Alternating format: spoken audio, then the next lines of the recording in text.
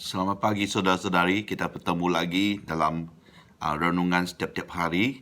Hari ini kita akan lihat bersama dari Mazmur 29. Mazmur Daud. Kepada Tuhan, hai penghuni surgawi, kepada Tuhan sajalah kemuliaan dan kekuatan. Berilah kepada Tuhan kemuliaan namanya, sujudlah kepada Tuhan dengan berhiaskan kekudusan. Suara Tuhan di atas air, Allah yang mulia menguntur, Tuhan di atas air yang besar. Suara Tuhan penuh kekuatan, suara Tuhan penuh semarak.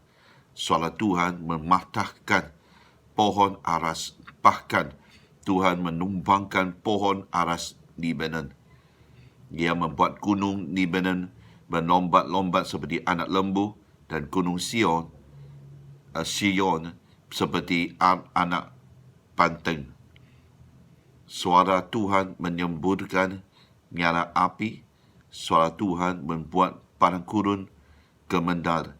Tuhan membuat padang gurun Kades gemendar. Suara Tuhan membuat beranak rusa betina yang mengandung, bahkan hutan digunduninya. Dan di dalam baiknya setiap orang berseru, hormat. Tuhan bersemayam di atas air bah. Tuhan bersemayam sebagai Raja untuk selama-lamanya. Tuhan kiranya memberikan kekuatan kepada umatnya. Tuhan kiranya memberkati umatnya dengan sejahtera. Ini adalah satu mazmur tentang kebesaran Tuhan dalam badai. Kalau kita boleh gambarkan apa yang terjadi kepada gambaran sebulan jadi ini, itu seperti satu petir, hujan ataupun angin badai yang berlaku. Ini adalah satu mazmur yang dipanggil mazmur badai, di dalam badai. Ini bermaksud walaupun adanya badai yang berlaku, petir kan, air besar kan dan sebagainya, dia menggambarkan satu perkara seolah-olah kesusahan, penderitaan, kesengsaraan, satu keadaan yang tidak baik. Namun Tuhan berada di atas segala-galanya. Tuhan dapat menenangkan segala-galanya walaupun badai terjadi.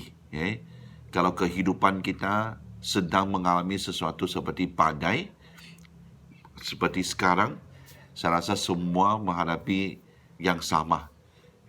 Terutamanya dalam beberapa hari ini, di mana bukan saja kita menerima ancaman daripada COVID-19, sama juga ancaman daripada kebanjiran.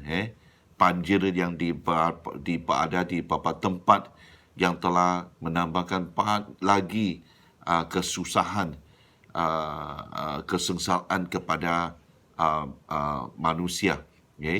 Jadi dalam keadaan yang badai dalam kehidupan ini, apa yang kita boleh terima? Kita boleh lihat di ayat 11, Tuhan kiranya memberikan kekuatan kepada umatnya. Tuhan kiranya memberkati umatnya dengan sejahtera. Itu yang kita harapkan dalam keadaan sekarang. Dalam tahunnya 1555 ada seorang, saya boleh katakan mungkin dia boleh panggil penginjil ataupun pendeta, padri, yang dinama Nicholas Ridley. Dia sebab adanya satu percangkaan yang di mana orang bilang dia melakukan satu kesalahan tentang keagamaan. Jadi pada waktu begitu adanya penganiayaan yang boleh membuat dia dihukum mati. Jadi sebelum dia dihukum mati, di mana dia akan dibakar, malam sebelum hukuman itu, adiknya datang mencari dia di penjara dan dia mengatakan dia mau menemani dia untuk malam terakhir itu.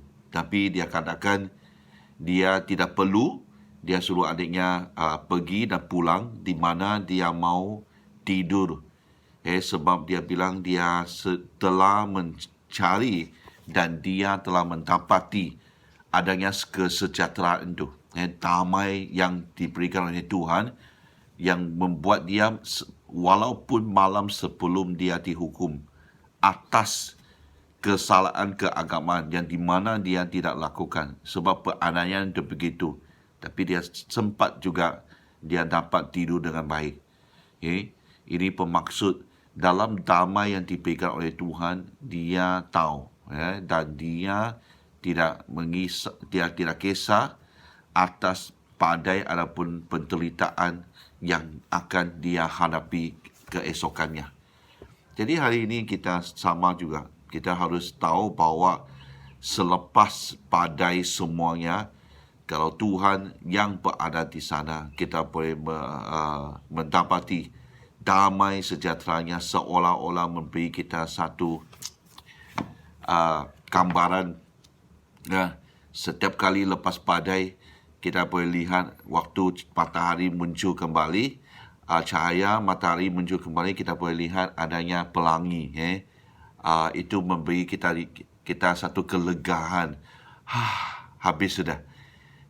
Jadi dalam waktu badai ataupun sebelum badai, selepas badai, kita tahu Tuhan tetap berada di sana. Itulah kekuatan yang kita boleh terima daripada Dia, kesejahteraan yang kita boleh terima daripada ini.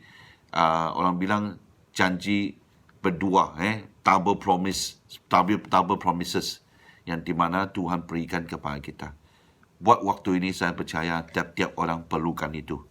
Kita perlukan kekuatan daripada Tuhan, satu kesejahteraan ataupun damai daripada Tuhan. Supaya kita dapat menghadapi keadaan sekarang. Sekali lagi, walaupun bukan MCO, dia dipanggil CMCO. Saya rasa ia akan menjejas banyak sektor sekali lagi. Baik dia yang buat perniagaan, apapun, besar ke kecil, semua orang akan terjejas sekali lagi. Saya percaya kali ini kita akan menghadapinya dengan penuh kekuatan dan damai daripada Tuhan. Jadi jangan kita terlalu takut. Tuhan telah memimpin kita selama ini. Buat waktu ini kita mau tetap percaya kepada Tuhan.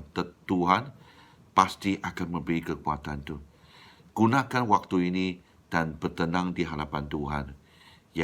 Supaya kita akan terus melihat lepasnya badai ini. Dalam badai ini pun kita tetap mengalami Tuhan, kehadirat Tuhan, yang di dalam segala kesusahan ini. Jadi saya mendorong anda, mulai besok, kita tidak boleh kerja dan sebagainya, kita berada di rumah. Gunakan waktu itu untuk bertenang di dalam Tuhan, bacakan firman-Nya dan juga terus mendekati Tuhan supaya kita akan tahu atas Tuhan, siapakah Tuhan lebih mendalam lagi. Dan itu pun Alkitab mengatakan kita harus diam di hadapan Tuhan, kita akan tahu siapakah Dia. Amin. Saya berdoa selama CMCO ini kita akan terus bertenang dan adanya iman dan tahunya Tuhan bersedar dengan kita. Amin. Jadi ini tolongan saya.